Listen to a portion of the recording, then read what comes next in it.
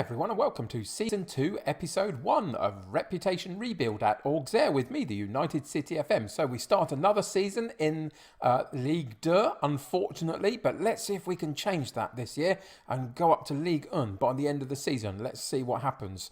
Today, we've been for a summer transfer window, so there's transfers to talk about, and there's also the first Ligue 2 match against Troyes. So let's get into the episode and see how we get on.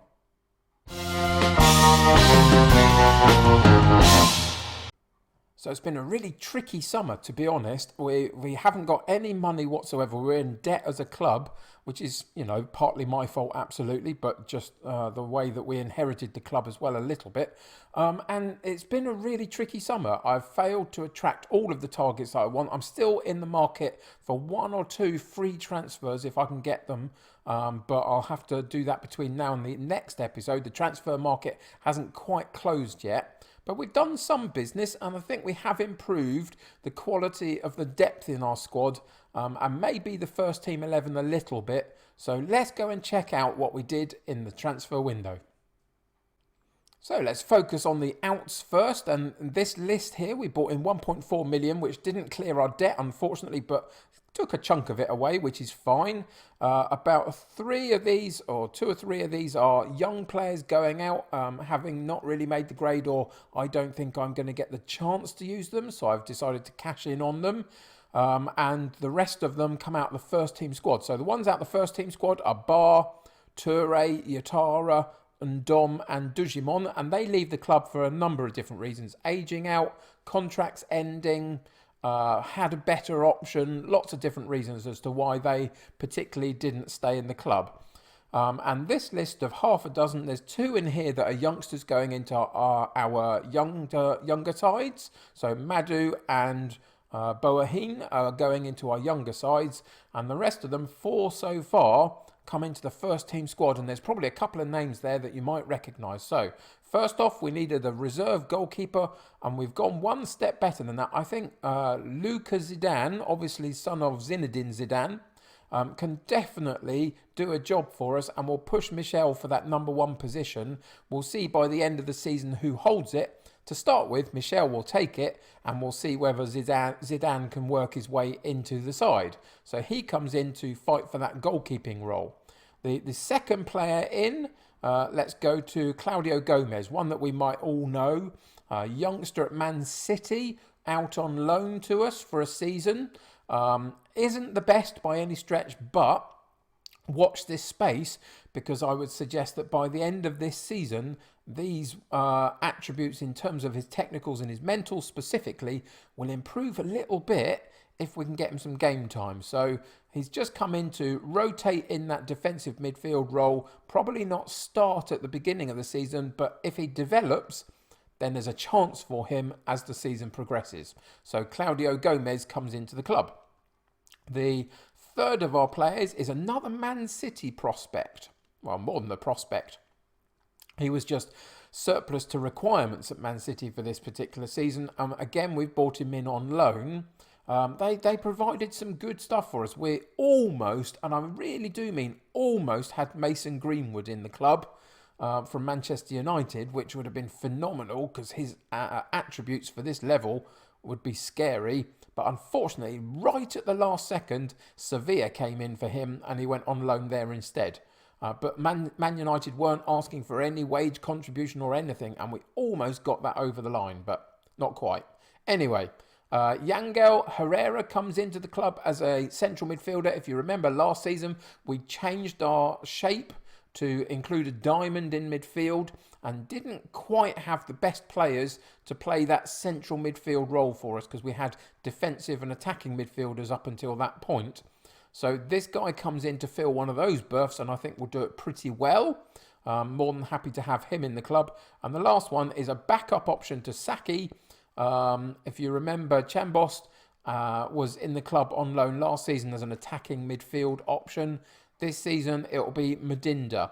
And he comes in to work behind Saki in the pecking order, but will play if and when needed. And the other thing is he's versatile enough to play that central midfield role as well, which is really positive. So those are the players that have gone out of the club. There's a couple more on free transfers. Our reserve goalkeeper, for example, went out on a free. A couple of others as well. And these are the guys that we brought in. But there are also a couple of youngsters that I have promoted into the first team squad. So this is now the first team squad. It probably needs one more player, and I am looking for that. But we'll update you on that next episode. The youngsters that have come into the club, well, there's a couple of youngsters and one more experienced guy that was out on loan last season out of the club. So let's have a look here. For example, Cisse is basically that one player that we needed a body to come in and fill a central midfield role, and we couldn't bring anybody else in, seemingly. It was all hard to get across the line on the new deals that I wanted because of the finances, basically. We don't have much to even offer as wage for loan players. So it was problematic. So this is the best I could find in our young sides to promote into the first team. He's not going to get a lot of game time, but he might get some here and there with the right games, and hopefully we can develop him as we progress through the season. 19 years old, loads of gaps, but seriously, at the end of the transfer window, unless I can do something else on a free transfer, this is absolutely as good as I could do, and it's not good enough, but there you go. We've had to improve other areas, so I think we've done that pretty well, and that's just the compromise that we've had to make. So Cisse comes in, might not see too much of him, but 1 or 2 games here and there I suspect he'll play. This guy is Yanis Murdi, and he was out on loan last season and did pretty well. If we go and look at his history, he went on loan to Le Mans last season and played 38 games for them, 12 goals. So he can come in and have an impact for us. I don't think he's a particularly fantastic striker, but he's decent enough and will give us a rotating option. So he comes back into the club.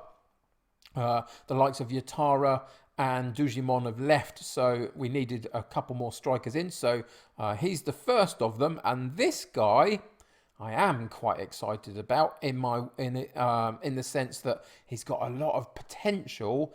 Nicolas Mercier comes in as a 17-year-old from our young under-19 squad or whatever we've got, and I think for 17, I think this guy could be a really, really great prospect for us, and he's going to form a very young strike force with Yanis.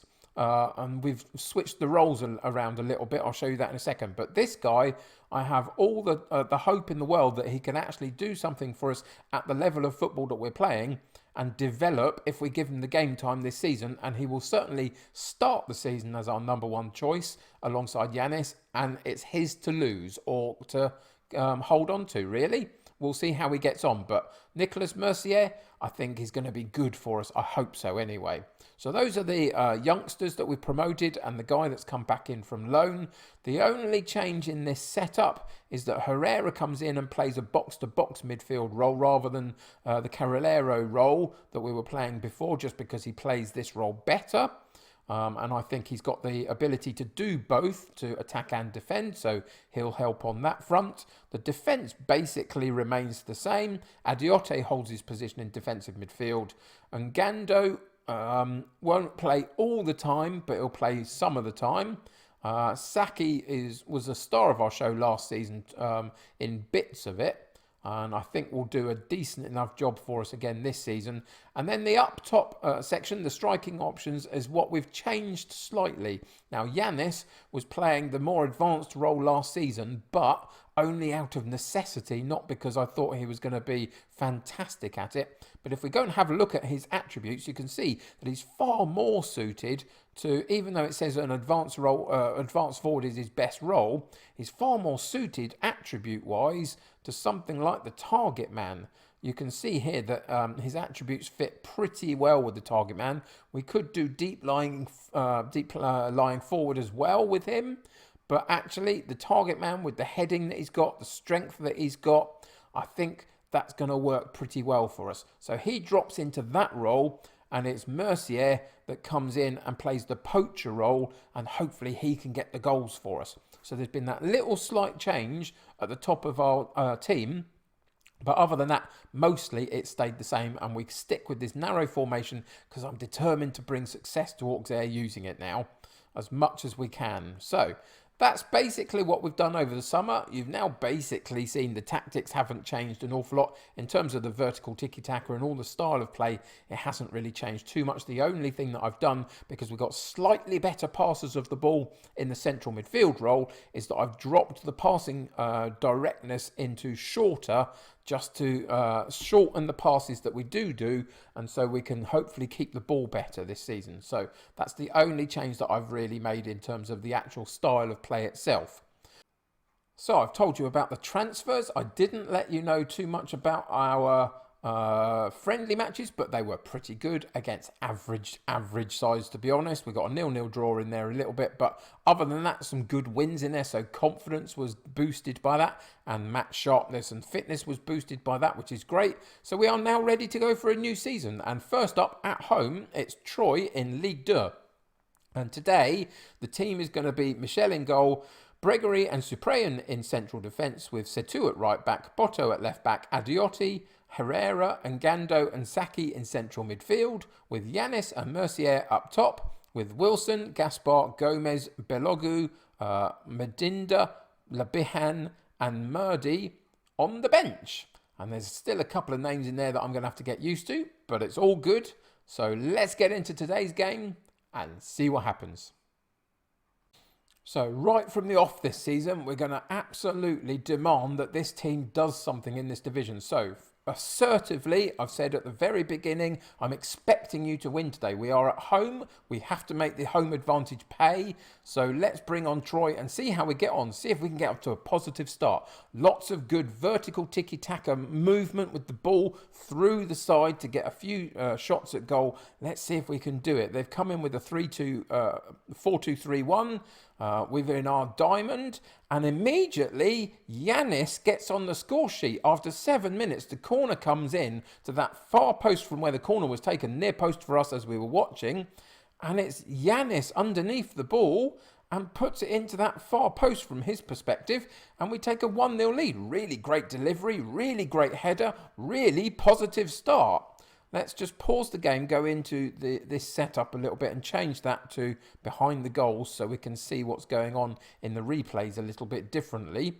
And then a free kick comes in and the goalkeeper absolutely messes it up, doesn't he? Michel comes out to the middle of his penalty box and flaps at it and gets it completely wrong. Let's have a look what happens here. Is he impeded? Is there going to be a free kick for that? I don't know. He seemed to collide with a defender. There's no offside. They're not going to give it to us, are they? Not a defender, an attacker, I meant. Oh, that's a little bit disappointing. It felt like his run out was blocked a little bit, but he did make an absolute hash of it. And again, it's Troyes with a free kick again to that far post, but this time it goes over the top. What's the statistics saying? The statistics are saying it's very, very even. But all the highlights are coming for Troyes. And again, they have a really good set piece. Corner kick comes in. We've had not as much possession as they have. They're making it count when they get the chances to actually create good goal-scoring opportunities, but they haven't taken them. Yanis through on goal. Little bit of an error from the defence, and he's pushed too wide, and he can't quite make the most of it. Found himself through one-on-one with the keeper, couldn't quite make the most of it. Saki with the corner kick, this time not so good on the quality. Goes into no man's land a little bit. But we find the ball again on the edge of the penalty box. And again, the cross comes in, but it doesn't quite find the strikers. Again, Ngando, oh, wow, that is a thunderbolt and a half. That took me by surprise. I thought he was going to drift it through to one of our strikers to have another go at. But he didn't. He got it out from under his feet and put a thunderbolt of a shot in.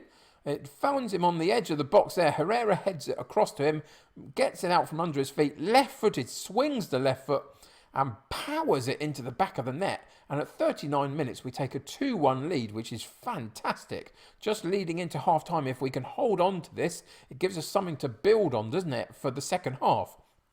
It was a reasonable first half, I would suggest. Not quite as much possession as I would expect, playing the style that we are, but they're obviously just doing it better.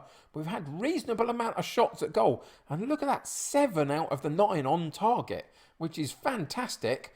But obviously the goalkeeper or the defender or whatever is managed to block a load of shots. We'll have to analyse that at the end of the game. But so far, so good. So passionately, I'm pleased with how things are going. Keep it up. And we'll just send them back out into the second half. No need to make any changes at that point. But again, it's a free kick for Troy. And again, a looping header over the top. They are using their set pieces really well. They're probably playing for the set pieces as an instruction, you would imagine, because they are getting quite a lot of them. And again, down the right-hand side here for a throw-in for them. But Adiotti gets a foot in and Ngando wins the second ball there. Settles the play down just a little bit, puts it out wide left to Botto, which is fantastic, and he gets to run half the length of the pitch and move us up the pitch, and then drops it into midfield. Fantastic play for the midfielders to keep hold of the ball. Adiotti to Herrera, and then out wide right to Situ, supporting play down the right-hand side. Cross comes in to Mercier, and his header just loops over the top of the bar as well. Just hits the top netting, doesn't it? Unfortunately, but some good movement, some good working of the ball. 64 minutes gone, we've got a defensive throw-in in our right fullback area. Situ gets hold of the ball again though, puts it into Herrera. He's going to drop it back to the goalkeeper. That's fine. That's part of the vertical tiki-taka. You go forward a bit, you come back a bit, always in those straight lines, but gradually moving up the football pitch, and that's what we've done. Over the top that time, though, Saki into Mercier. I think he might have been offside. I think he was. I think he just moved too soon, but it was a great take by Saki out of the air from the goalkeeper. Puts a lovely ball through. Oh, is that offside? Are they going to give it to us? Oh, I think that's really, really unfortunate. I thought he was just about on, to be honest, or at least even, and surely you give him the advantage. I think we were robbed a bit of a goal there, to be honest, and that leaves him with a 6.4 rating, having not had the chance to take that. So we're going to take him off and put Murdy on. I want to just protect the youngster a little bit here and there and develop him over the season. So Murdy will come in and play the last sort of 15-20 minutes of the game. Got a yellow card to Adiotti, so we'll bring on Gomez to play for his debut. And then we've got a yellow card at right fullback as well. Might as well protect those yellow cards. Everybody's doing okay in terms of their fitness, and okay, other than maybe Botto not doing brilliantly and the goalkeeper, but there's nothing we can do about that. But yeah, those are the changes that I've decided to make. We're going to keep the formation and the structure the way it is. It's working pretty well for us. So let's just go in and ask them to concentrate for the last few minutes of the game. A few nerves around, but let's see if we can just suppress the game enough to take the 3 points and get off to a good start in the Ligue 2 campaign. And it looks like we have. We have managed it. We will analyse this performance in a second, but just as a big picture thing, I think that's decent. We got off to a decent start. They provided some fierce opposition, had a load of shots at goal themselves, but didn't quite manage to find the quality on the finish. And in the end, we came away with 3 points. So let's just go in and see what we can learn from the analysis page. And yeah, let's do that. So the summary page suggests quite an even game mostly, other than one vital statistic really, and that's this one, the shots on target. We had 15 shots at goal and 12 of them were on target. So obviously somebody at the back here was doing fantastic work in terms of blocking the shots. We'll find out who that is in a minute, whether it's a defender or the goalkeeper. But 12 out of 15 on target is great. They had 4 out of their 10 on target. Almost a 50-50 possession game, which is a little bit disappointing. I expect us to develop a slightly more complete style of keeping the ball as the season progresses. And the average ratings, we just about edged that as well. So if we go and have a look at the original analysis page, our heat map suggests that there was a lot of activity centrally. And that's borne out by this particular stat here. The 44% of our possession was in the central midfield area, or through the centre of the pitch, should I say. And that's what we want, really. That's why we're playing the diamond. So that's working out for us pretty well. They work primarily down the right-hand side for them. So obviously our left fullback got a bit of work out. But Botto seemed to cope pretty well with that. So that's decent enough, I would suggest. I'm happy with that. So let's go and find out how they managed to keep all of our shots out. So if we just go and click on Auxerre only, and we'll look at the off-target shots. So there were 2 off-target, so they both sailed over the top, and there was that one slightly too narrow, wasn't it, for Yanis down that right-hand side of the post. But it's this one, and it's the saves. So it's the goalkeeper that was doing the work. Loads of these inside the box fired at the goalkeeper, and he managed to keep them out. And there was also one blocked shot. This one up here was blocked by a defender as well. And so it was the goalkeeper that had the most phenomenal day, really. 9 shots he managed to keep out. A little bit disappointing on our front, really, just in terms of being able to put the ball away and really take the game away from them. But there's some positives in there, really. The amount of shot conversions into good attempts was really promising, I would say. Intercepted passes, these ones don't care about because they're clearing the lines. These ones, we need to get them down a little bit and make sure that we're more accurate as we move through the team with our passing. But it's not terrible. And this one actually is pretty decent. Again, these ones, you clear the ball and that's fine. And there's only like 3 here that I would suggest working into this left overlapping fullback kind of area. We should have done better in getting him the ball. But I will happily take that. I think there's some positive signs there. That's about reducing the distance of the passes, I would suggest, that makes it more accurate. So let's find one other thing to have a look at here. And let's go and see how well our keeper did. And he held 2 shots. He parried a shot. So I think that's decent from him. I just want to go and check out the ratings of the 2 goalkeepers and see where can we find that. Let's go here. This will do it. You see, this is the bizarre thing, isn't it? For a goalkeeper that saved their hide a load of times, he only got a 6.9 average rating, having blocked like 9 shots from us. That needs to be worked on. I hope SI have done that for the new game for FM21, that the goalkeepers get a little bit more of the glory occasionally if they have a good game, because he really did. They had a couple of really good average ratings further up the pitch, but the star of our show was Saki in that attacking midfield role, the playmaker role, in the support duty, just being able to pull the strings and wait for overlapping fullbacks and wait for the guys in central midfield and Gando and Herrera to make runs past him, use the front men as well. He had it all at his disposal and obviously did it really, really well on this particular occasion, and was absolutely the star of our show. So fantastic. Well done him. And that's going to do it pretty much for today. So just before we go, let's go and check out what we're up to next episode. So just so you know, the media and the pundits are suggesting that there was controversy in that disallowed goal. They think it should have stood, and I agree with them. It was such a tight decision. I can't quite believe it didn't go in our favour. And that would have set our youngster really going from the first game, wouldn't it, if he'd have got that debut goal. Unfortunately, it wasn't quite to be. But, you know, there's always next game for that. So what we're going to come back for? Well, what I would say in this particular season, we are going to absolutely steam through this league this season, only because we've already done 1 season in Ligue 2, and we're going to try and get promoted. And if we do, I want to fit in 1 season in the division above in Ligue 1 before FM21 if possible. So we've probably got about 5 episodes for this entire season. So there's going to be big chunks that we play through, and I'll have to come and update you on just to get us through this campaign as quickly as we can and fit in that next season if possible. So that being said, I've probably got about 3 episodes between now and the end of the calendar year.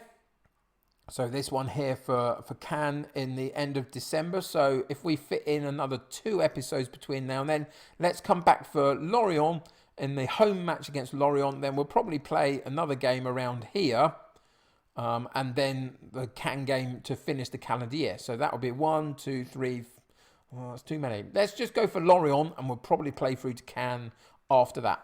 3 before the end of the calendar year, I think, is about right. We'll probably do 3 in the second half of the season as well. So that's what we're going to do. Come back for Lorient next game and see in between times whether we can get off to a really positive start, get some momentum behind us, keep winning those football matches, and see if we can dominate this division. I don't know whether we're that good to be able to do it just yet, but I think we're good enough to give it a go and really push for automatic promotion. Let's see.